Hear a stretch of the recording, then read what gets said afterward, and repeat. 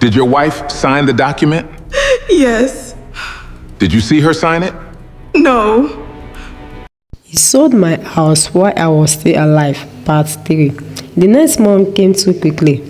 Ada barely slept. If she did, it wasn't deep. Her eyes opened before sunrise. The house was quiet, cold, unfamiliar. She sat up slowly on the bed. For a moment, she forgot everything. Then it came rushing back. The sign, the document, Sandra, Kule, everything. Her chest tightened slightly, but she didn't cry. Not this time. Instead, she inhaled deeply, then exhaled slowly. Steady, control, focus. Today is not for crying, she whispered. Today is for fighting. She stood up, got dressed, simple, neat, no extra effort, no distraction. This was not a day for appearances. This was a day for decision. Kule was nowhere to be seen. No message, no sound, nothing, and straightly, Ada preferred it that way. She picked up the brown envelope from the table, held it tightly, then walked out of the house.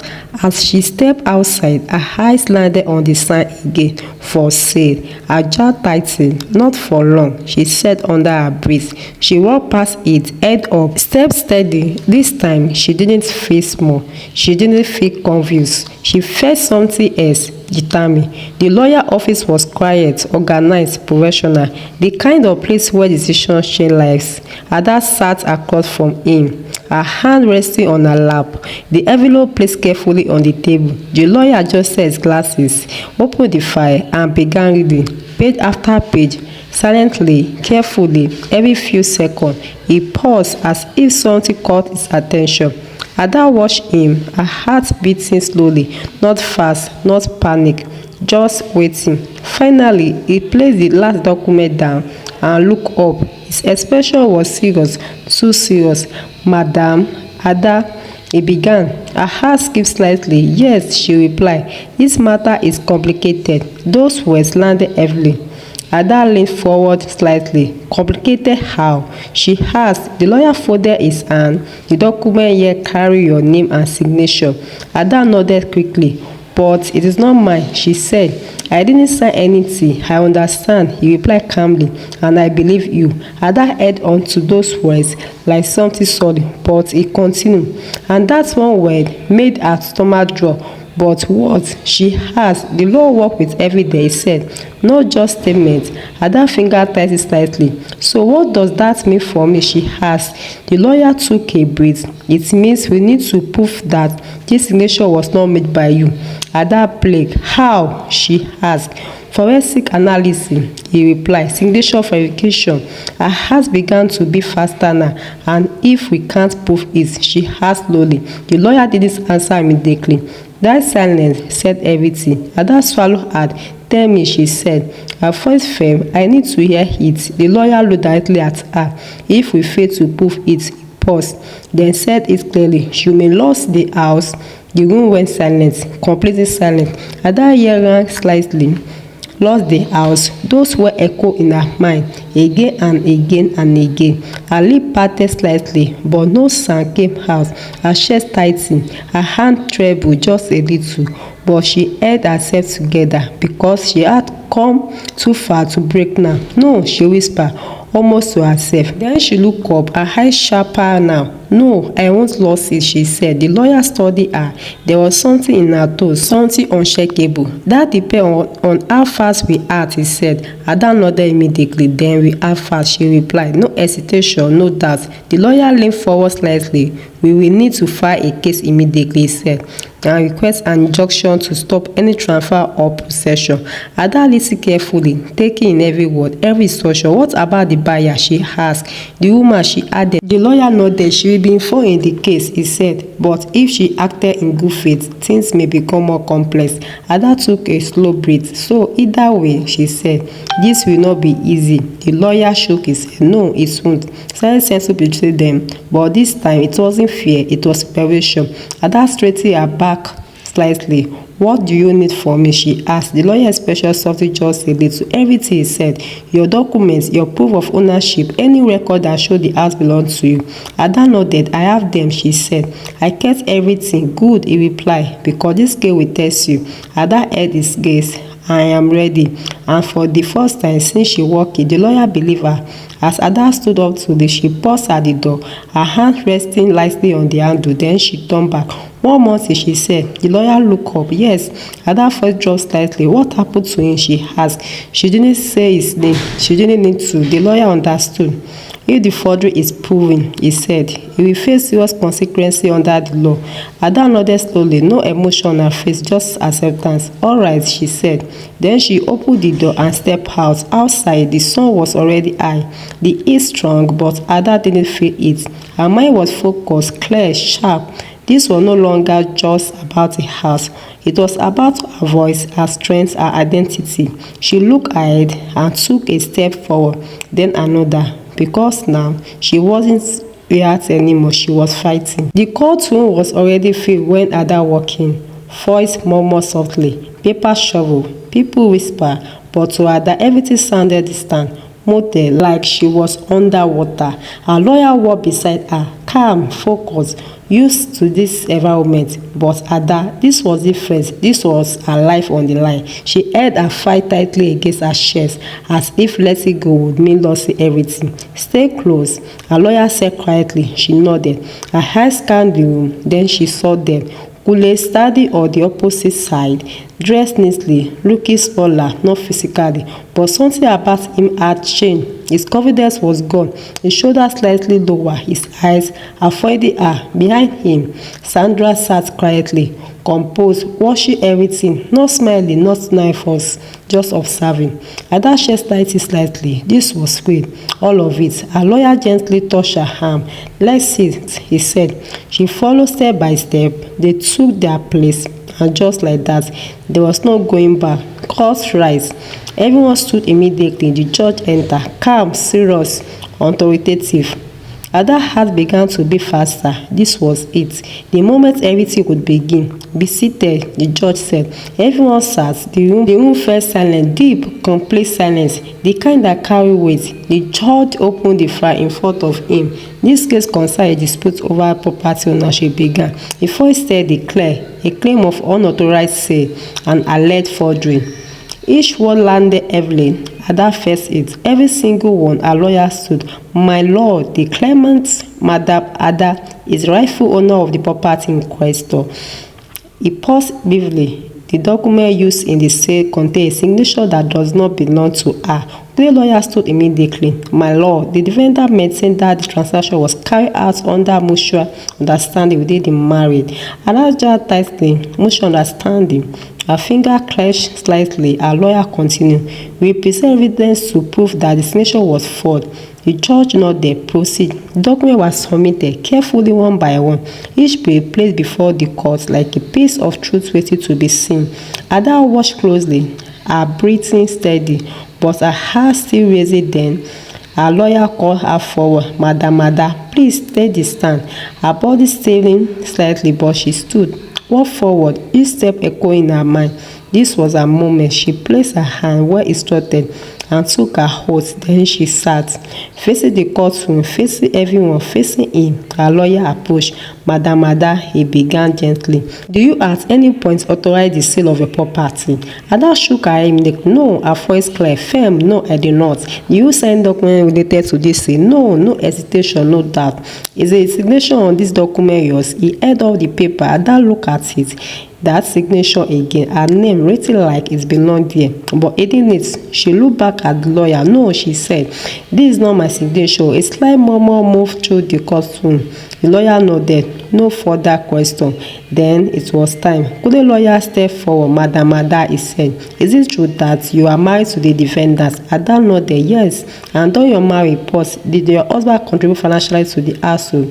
Ada's eyes narrowed slightly. "This house was built before our marriage," she replied. "Please answer the question," the lawyer insisted. "Please answer the question," the lawyer insisted. Ada held her composure. "Yes," she said calmly. He contributed to the household." The lawyer nodded slowly. "So there was financial trust between you." Ada saw where he was going, but she didn't back down. Trust does not give permission to sell my property, she replied. A slight reaction in the courtroom. The lawyer paused, then continued. Is it possible that we give verbal consent? Ada expression didn't change. No. Are you certain? Her voice became sharper. Yes, silent. The lawyer stepped back. No further question. Ada stepped down from the stand. Her leg felt slightly weak, but she remained steady because she knew she had spoken her truth.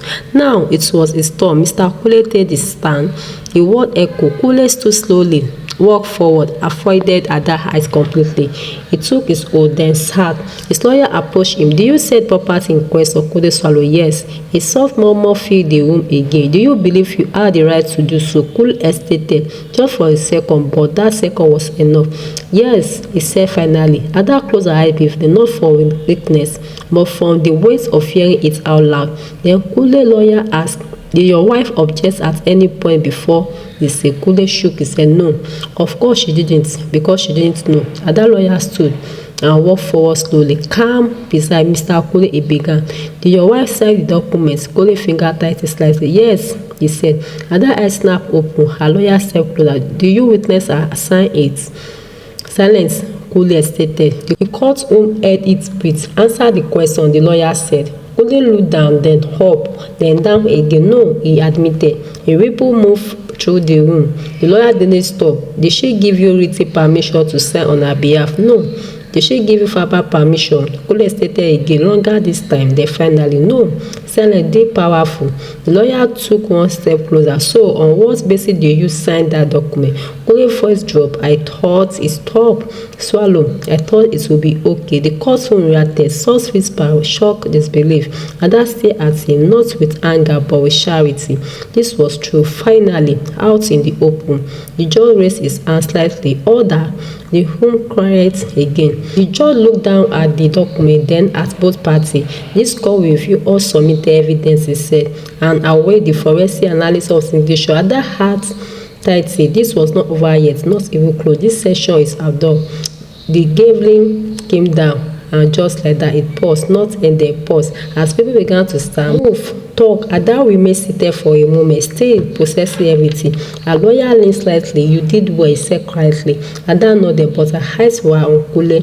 He stood across the room, still not looking at her. And in that moment, she realized something. This was no longer about emotion, no longer about love, no longer about betrayal. This was about truth, and truth was finally beginning to show itself.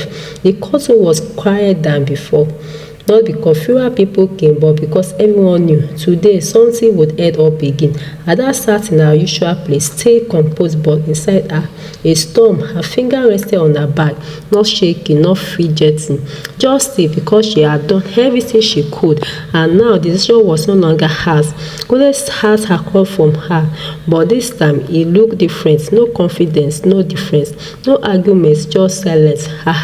His eyes were tired, heavy, like someone who had already lost but was waiting to hear it out loud. Sandra sat behind him again, but today, even, she looked uneasy. Her usual calmness had cracked, small one but visible, because deep down she knew truth has a way of finding light. Court rise, everyone stood. The judge entered, same calm face, same steady step, but today his presence felt heavier, because today he wasn't listening, he was deciding.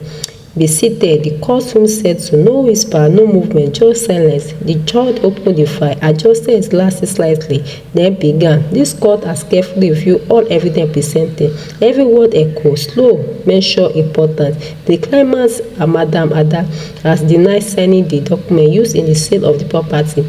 Ada's chest rose slowly. She didn't blink. The forensic report confirmed a pause, a long one, the kind that special time that the signature on the document does not match the claimant's verified signature. A ripple moved across the courtroom, soft gasps, whisper, shock, but Ada she didn't react, not yet. The judge continued. This indicates that the documents used in the sale were not legal or authorized by the rightful owner. Kule lowered his head slowly, like the weight finally settled. The judge turned slightly. Look, directly at Kule. Mr. Kule, first firm, you admitted under oath that you neither witnessed your wife sign the document nor obtain her permission. Sentence heavy, unavoidable. This court therefore find that the sale of the property was conducted under false authorization. Issued a hammer. Ada felt something shift inside her. Not joy, not excitement, something deeper, relief, but mixed with pain, because this wasn't just a case, it was her life. The judge raised his hand slightly based on this finding. Another pause. Everyone leaned in, even the hair felt still. This court declared the sale of the property new and void. A loud reaction filled the room. Girls whisper. Someone even muttered, "Ha!" Ada closed her eyes just for a second, and in that second, everything she heard a move. The property is to be returned to the claimant, Madam Ada, with immediate effect. Her finger tightened slightly, but her face remained calm. The judge continued. Furthermore, the defendant is to bear all legal costs associated with this case. Kule didn't move, didn't speak, didn't react, just sat there, still broken. And finally, the judge voice softened slightly, but remained firm. This court strongly condemned the breach of trust demonstrated in this matter. That's like it's other than anything else, because it wasn't just law, it was truth. Court is abject, and just like that, it was over. But no one stood immediately, because something had just happened, something real, something final. Ada slowly opened her eyes, took a deep breath, and stood up. Her lawyer smiled slightly. "You have won," he said quietly. But Ada didn't smile, not immediately, because Winnie didn't feel the way she thought it would. She turned, and for the first time since everything began, she walked toward Kule. The room went quiet again. People watched, curious, waiting. Kule looked up slowly. Their eyes met. Finally, no anger, no shouting, no drama, just truth. "You sold my house," Ada said softly, not loud but clear. Kule swallowed. I thought." He couldn't finish. Ada nodded slowly. "I know what you thought." He paused, then she added, "But you didn't think about me." That's one line cut deeper than any insult. Kule looked down again, ashamed. Ada exhaled slowly, not in anger, but in release. "I fought for what is mine," she said, "and I got it back." She paused, then added quietly, "But what you've broken." She looked at him directly. "You can't get back." Silent, deep, final. Sandra looked away, unable to hold the moment. Ada just stepped apart slightly, then turned and began to walk away. Each step lies not because everything was spoken, but because something heavy was no longer on her shoulder. She didn't look back, not once. Outside the courtroom, the sun was bright. The noise of the work continued, cars, voices, life. But for Ada, something had changed. She stopped briefly, took a deep breath, and whispered to herself, "I am free." The house was quiet, too quiet. Ada stood at the center of the living room, the same wall, the same window, but everything felt different now. But turned around, her eyes moved from one corner to another. Memory lived here, laughter, plan, promises, pain. She walked toward the wall. The wedding picture was still there. She stood in front of it, staring the photo. She was smiling, bright, hopeful, full of love. Ada reached out her hand, touched the frame gently, then paused. For a moment, it felt like she was looking at a stranger, because that version of her would have never imagined this ending. She took a deep breath, removed the picture from the wall, held it for a few seconds, then placed it face down on the table, not in anger, not in bitterness, but in acceptance. "Thank you," she whispered softly, not to him, but to the past for the lesson. She turned away slowly and walked toward the window. Outside, life was moving, people walking, car passing, vendor calling. The world didn't stop, and for the first time, Ada didn't feel left behind. Her phone booth, she looked at a message from an unknown number. "I am sorry, just so well, no name." But she knew Kule. She stared at the message for a long time. Her thumb over the screen, thinking, feeling, remember. Then she locked the phone. No reply, not because she was angry, but because she had moved forward. Same conversation belongs. Placed the phone down, walked into the bedroom, opened the wardrobe. She began to pack, not in a rush, not in pain, but with purpose. Clothes, documents, essential. Each item placed carefully into her purse. This house was hers again. Yes, but she understood something now. Ownership is not always attachment. Sometimes you have to leave a place to truly move forward. Days later, the compound was calm. A small moving truck stood outside. Ada stepped out of the house. Holding a small bag, she turned back one last time, looked at the building. No tears, no regret, just a quiet strength. A neighbor approached her slowly. Ada, you are leaving. The woman asked softly. Ada smiled gently. Yes, but she just got it back. The neighbor said confused. Ada, no, I did. She paused and added, but I also got myself back. The woman didn't fully understand, but she nodded anyway. Ada added over a set of keys to the agent, she said. Let them prepare it for Ada added over a set of keys to the agent, she said. Let them prepare it for rent. The neighbor eyes widened slightly. You won't stay. Ada shook her no. Then she smiled again. My life is bigger than this house, she turned. Walked toward the car. As she opened the door, she paused briefly, looked up at the sky. For the first time in a long while, she felt light. Not because life was perfect, but because she had chosen herself. She entered the car, the door closed, and just like that, chapter ended. Months later, in no place, simple, peaceful, warm. Ada sat by the window, a cup of tea in her hand, a small smile on her face. Her phone buzzed again, this time a different message. Your application has been approved. She smiled. A new job, a new beginning. She leaned back slightly, closed her eyes, and explained. No fear, no pain, no regrets, just peace. And somewhere deep inside her, a quiet voice whispered, you survive. Ada opened her eyes, looked around her new space. Then she said softly, no. She smiled. I didn't just survive, I became. Thank you. Another message to all my people. Sometimes life breaks you, not to destroy you, but will build you into someone stronger. She lost her husband, but found herself, and in the end, that was the greatest victory of all.